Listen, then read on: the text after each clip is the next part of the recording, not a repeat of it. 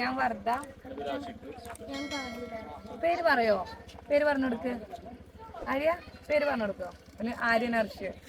ഞങ്ങള് ഫാമിലി ആയിട്ട് സൈക്ലിംഗ് ചെയ്തുകൊണ്ടിരിക്കുകയാണ്. ഇപ്പോൾ 8ാമത്തെ ജില്ലയായിട്ടുള്ള എറണാകുളത്തെത്തി നിൽക്കുകയാണ്. അപ്പൊ എന്താണ് നിങ്ങളുടെ യാത്ര കൊണ്ട് ഉദ്ദേശിക്കുന്നത്? നമ്മള് ഒരു all Kerala family cycle ride നടത്തിക്കൊണ്ടിരിക്കുകയാണ്. നമ്മൾ ഏകദേശം 2 മാസത്തോളമായി യാത്ര സ്റ്റാർട്ട് ചെയ്തിട്ട്. കേരളത്തെ മൊത്തത്തിലൊന്ന് സൈക്കിളിൽ ചുറ്റി കാണാന്നുള്ളതാണ് നമ്മളൊരു ആഗ്രഹം. യാത്ര ചെയ്യാൻ ഭയങ്കര ഇഷ്ടമാണ് ഞങ്ങൾക്ക് രണ്ടാൾക്കും. അപ്പോൾ ഞങ്ങൾ യാത്രയിൽ ഞങ്ങളെ കുട്ടികളെയും ഉൾക്കൊള്ളുത്തണം എന്നുള്ളത് നമ്മളൊരു ആഗ്രഹമാണ്. അങ്ങനെ അത് സൈക്കിളിലെന്നുള്ളത് സൈക്കിളിലാവുമ്പോൾ ഒന്നും കൂടി നമുക്ക് ആളുകളൊക്കെ ഒന്ന് കണ്ട് നാടും ഒക്കെ ഒന്നുകൂടി കൂടുതൽ എക്സ്പ്ലോർ ചെയ്യാൻ നമുക്ക് സൈക്കിളാണ് ഒന്നും കൂടി ബെറ്റർ. അതാണ് നമ്മൾ സൈക്കിൾ സെലക്ട് ചെയ്തത്. സൈക്കിൾ അപ്പോൾ നിങ്ങൾ എന്നാണ് യാത്ര തുടങ്ങിയത്? ന്യൂ ഇയറിന്റെ തലേ ദിവസം ഡിസംബർ 31-ാം തീയതി സ്റ്റാർട്ട് ചെയ്താണ്. ഇപ്പോൾ ഏകദേശം 2 മാസമാണ്. അപ്പോൾ എവിടെ നിന്നാണ് സ്റ്റാർട്ട് ചെയ്തത്? മലപ്പുറത്ത് നിന്ന് സ്റ്റാർട്ട് ചെയ്ത് പിന്നെ കോഴിക്കോട് പോയി, കണ്ണൂർ, കാസർഗോഡ്, പിന്നെ തിരിച്ച് കോഴിക്കോട് തന്നെ വന്നിട്ട് വയനാട്, താമരശ്ശേരി ചുരം വഴി വയനാട് കയറിയിട്ട് നാടുകാണി വഴി ഇറങ്ങി പിന്നെ പാലക്കാട്, തൃശ്ശൂർ, എറണാകുളം നമ്മളത് 8ാമത്തെ ജില്ലയാണ്. അപ്പൊ സാധാരണ കുറെ റൈഡർമാര് ഒരറ്റത്ത് സ്റ്റാർട്ട് ചെയ്ത് എത്രയും പെട്ടെന്ന് അപ്പുറത്ത് എത്തണമെന്നുണ്ടോ? നിങ്ങളാണ് യാത്ര അങ്ങനെയാണോ? അല്ല, ഞങ്ങളുടെ യാത്ര ഒരിക്കലും അങ്ങനെയല്ല. നമ്മള് കേരളത്തെ തൊട്ടറിയാനോ സത്യമായിട്ടും ഈ ഒരു യാത്ര ഇറങ്ങിയാണ്.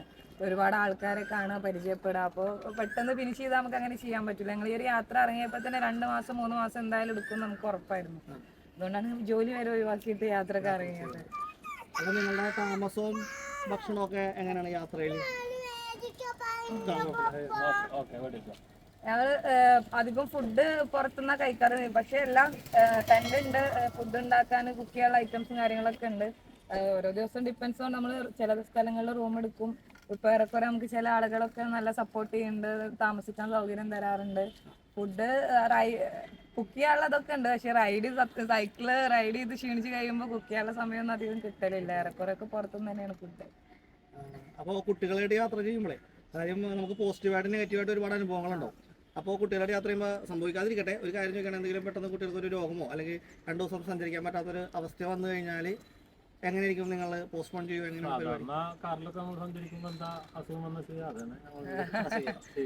ഏറെക്കുറെ ചെറിയ അസുഖം, ഞാൻ ഫാർമസിസ്റ്റ് ആയതുകൊണ്ട് ചെറിയ ചെറിയ മരുന്നുകൾ ഐറ്റംസ് ഒക്കെ എൻ്റെ അടുത്തുണ്ട്. പിന്നെ നമ്മൾ ഹോസ്പിറ്റലിൽ കാണിക്കും. പിന്നെ അവരെ കംഫർട്ട് അനുസരിച്ച് ഞങ്ങൾ റൈഡ് ചെയ്ത് പോകണം. ഇപ്പൊ ഇനി അസുഖം കാര്യം വരെ നമ്മൾ 2 ദിവസം അവിടെ റൂം എടുത്ത് റെസ്റ്റ് ചെയ്യുക അങ്ങനെയൊക്കെ ചെയ്യും. എന്തായാലും യാത്ര മാറ്റിവെക്കേണ്ട ആവശ്യം ഇതുവരെ വന്നിട്ടില്ല. അങ്ങനത്തെ അസുഖങ്ങൾ വരാതിരിക്കട്ടെ. ഇതുവരെ പിന്നെ ഇപ്പൊ എന്തെങ്കിലും പനിയൊക്കെ വന്നാൽ 2 ദിവസം റെസ്റ്റ് എടുത്തിട്ട് അങ്ങനെ. ഇപ്പൊ യാത്ര തുടങ്ങിയിട്ട് ഒരു ഏറെക്കുറൊക്കെ പ്രതിരോധ ശേഷി കൂടിയിട്ടാണ്. എല്ലാ കാലാവസ്ഥയായിട്ടും ഇപ്പൊ വയനാട് പോയപ്പോ അവിടെ വേറെ കാലാവസ്ഥ, പാലക്കാട് നല്ല ചൂട്. അങ്ങനെ ഇപ്പൊ ജനുവരിയിൽ ഇറങ്ങിയതാണ്. അപ്പോഴുള്ള കാലാവസ്ഥ അല്ല ഇപ്പൊ. ഏറെക്കുറെ അതിനേറ്റൊക്കെ അവര് പൊരുത്തപ്പെട്ട് വന്നു തുടങ്ങി. റോഡ് റൈഡിങ്, റോഡ് ട്രിപ്പ് തന്നെയായിരുന്നു. അപ്പോൾ അതിന്റെ കാലാവസ്ഥ ക്ലൈമറ്റ് ഒക്കെ ഞങ്ങൾ ഇങ്ങനെ അറിഞ്ഞുകൊണ്ടാണ് യാത്ര ചെയ്യുന്നത്. അവർക്കും ഓരോ സ്ഥലത്തും ഓരോ വെള്ളം, ക്ലൈമറ്റ്, സ്ഥലം, കിടക്കുന്ന സ്ഥലങ്ങൾ, നാട്ടും അതൊക്കെ അവർക്ക് ഓക്കെയാണ്. എല്ലാരും. അപ്പൊ ഈ യാത്ര എന്ന് അവസാനിക്കും എന്നുള്ള വല്ല ഡേറ്റോ അങ്ങനെ എന്തെങ്കിലും പ്ലാനിങ്? നാളെ എന്താന്ന് വരെ ഞങ്ങൾ അങ്ങനെ പ്ലാൻ ചെയ്യില്ല. അൺപ്ലാൻഡ് ട്രിപ്പാണ്. 14 ജില്ലകൾ കവർ ചെയ്യണമെന്നുണ്ട്. അതാണ് ഓൾ കേരള കവർ ചെയ്യാന്നുള്ളത് മാത്രമേ നമ്മൾ പ്ലാൻ ചെയ്തിട്ടുള്ളൂ. ഇനി ബാക്കിയുള്ളതെല്ലാം. പിന്നെ ഈ സൈക്കിളിന് ഒരുപാട് പ്രത്യേകതകൾ നിങ്ങൾ ചെയ്തിട്ടുണ്ടെന്ന് പറഞ്ഞു. പുറത്തുനിന്നൊക്കെ ഇമ്പോർട്ട് ചെയ്ത സാധനങ്ങളൊക്കെ ഫിറ്റ് ചെയ്തിട്ടുണ്ട്. അതിനെ കുറിച്ച് ഒരു വാക്ക് പറഞ്ഞാൽ രൂപത്തിലാകാൻ വേണ്ടിയിട്ട് ഇങ്ങനെ ഒരു സിസ്റ്റത്തിൽ നമ്മളിവിടെ ഒന്നും ആരും അങ്ങനെ ഫാമിലി ആയിട്ട് സൈക്കിൾ ചെയ്ത് പോകുന്നവരില്ല. അതുകൊണ്ട് തന്നെ ഈ സാധനങ്ങൾ നമുക്ക് ഇവിടെ അവൈലബിൾ അല്ലേ. നമ്മൾ ഒരുപാട് ഇപ്പൊ എറണാകുളത്ത് ഒരുപാട് സ്ഥലങ്ങളിൽ നമ്മൾ അന്വേഷിച്ചിട്ടുണ്ടായിരുന്നു യാത്ര സ്റ്റാർട്ട് ചെയ്യുന്നതിന്റെ മുമ്പ്. 1 വർഷത്തോളം നമ്മൾ അതിനൊരു പ്രിപ്പറേഷൻ എടുത്തിട്ടുണ്ടായിരുന്നു. അപ്പൊ ആ സമയത്തൊന്നും നമുക്ക് ഇത് അവൈലബിൾ അല്ലേ. പിന്നെയാണ് പുറത്തുനിന്നാണ് പിന്നെ നമുക്ക് ഇത് ഓരോ ഫ്രണ്ട് മുഖാന്തരമാണ് നമുക്ക് ഈ ഫോളോ മീറ്റാന്ന് പറയും, മോന്റെ സൈക്കിൾ കണക്ട് ചെയ്തിട്ടുള്ളത്. അത് മോന്റെ ചൈൽഡ് സീറ്റ് ഒക്കെ നമ്മൾ അങ്ങനെ പുറത്തുനിന്ന് ഇമ്പോർട്ട് ചെയ്തിട്ടാണ്. പിന്നെയാണ് നമ്മള് പിന്നെ ഈ ഒരു ടെന്റ് കാര്യങ്ങൾ ഒരുപാട് അറേഞ്ച്മെന്റ്സ് എങ്ങനെ അതിന് നമുക്ക് കിടക്കാനുള്ളതും കുക്ക് ചെയ്യാനുള്ളതും പിന്നെ അത്യാവശ്യം ഡ്രസ്സുകൾ, കുറച്ച് അത്യാവശ്യമുള്ള മെഡിസിൻസ്. ചെറിയൊരു സഞ്ചരിക്കുന്ന വീടാണെന്ന് പറയാം. പിന്നെ പുറത്ത് ബെഡ്, അതൊക്കെ പോലത്തെ സംഭവങ്ങളാണ്. സ്ലീപ്പിംഗ് ബാഗ് ഒക്കെ, ഡ്രസ്സുകള്, പിന്നെ ചെറിയൊരു ഫാർമസിയാണെന്ന് പറയാം. ഇങ്ങനെ ഒരു യാത്ര തുടങ്ങാനുള്ള കാരണം എന്തെങ്കിലും പ്രത്യേകിച്ച് ഒരു കാരണമുണ്ടോ? പ്രത്യേകിച്ച് കാരണമൊന്നുമില്ല, ഞങ്ങള് യാത്രകൾ ഇഷ്ടം ചെയ്യുന്ന ഇഷ്ടമാണ് എപ്പോഴും എല്ലായ്പ്പോഴും. പിന്നെ ലോങ് ടേമിൽ ഇപ്പോൾ ഒരു ദിവസം 2 ദിവസം അല്ലാതെ നമുക്ക് ഇപ്പോൾ കണ്ടിന്യൂസ് ആയിട്ട് യാത്ര ചെയ്യണമെന്നുണ്ടെങ്കിൽ ഒന്നുകൂടി ഫ്രണ്ട്ലി നമുക്ക് സൈക്കിളാണ്. അതുകൊണ്ടാണ് സൈക്കിള്. പിന്നെ സൈക്ലിങ്ങിൽ ഒരു 4-5 വർഷമായിട്ട് ഈ ഫീൽഡിൽ ഉള്ളതുകൊണ്ട് തന്നെ അതിൻ്റെ ഒരു രസം അറിയുന്നത് കൊണ്ട് സൈക്കിളാണ് നമ്മൾ ഫസ്റ്റ് ആയിട്ട് എടുത്തത്. അപ്പം ഇനി ഒരു ആളുകൾക്ക് അറിയാൻ ആഗ്രഹമുള്ളൊരു ചോദ്യം, അതായത് നിങ്ങളെപ്പോലെ ട്രാവൽ ചെയ്യാൻ ഒരുപാട് പേർക്ക് താല്പര്യമുണ്ടോ?